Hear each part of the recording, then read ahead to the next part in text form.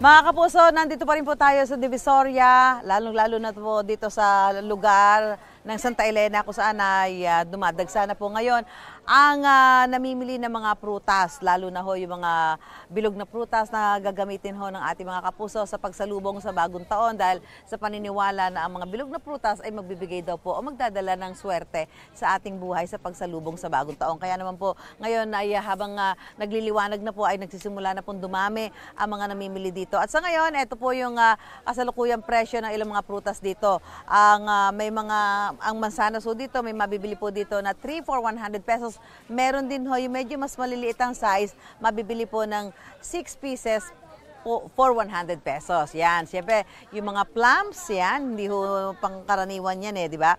Ang plums ho ay mabibili ng 8 piraso, 100 pesos.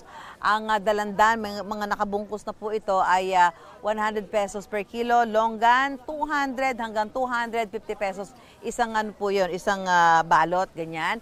Ang dragon fruit ay 250 pesos per kilo. May pinya din ho dito na mabibili sa 150 hanggang 200 pesos per kilo. Ang melon, 100 hanggang 150 pesos per piraso. Pakwan, 150 per piraso. Ang kiat-kiat po, mayroon ho nabibili dito yung mga matamis na nakabalot ay mabibili po sa halagang 100 pesos per pack. Samantalang ang grapes, ganun din po, mabibili nyo minsan nakabalot na rin ho siya na nag-range ang presyo niya ng 250 hanggang 400 pesos per pack. Depende kung yan po ay yung black o yung green grapes o yung tinatawag na muscat grapes. At ngayon po ay inaasahan ng mga nagtitinda rito na mas lalo pa hong dadami ang mga tao dito habang umuusad ang oras gaya ho ng nakikita dito. Ang maganda lang ho dito, mamaya papakita namin sa inyo, pwede ho kayong tumikip doon sa mga bibili niyong prutas na hindi tayo pamilyar o hindi pa natin madalas nakikita sa mga pamilya. Mamaya ho,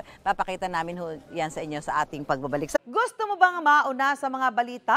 Mag-subscribe na sa GMA Integrated News sa YouTube at tumutok sa unang balita.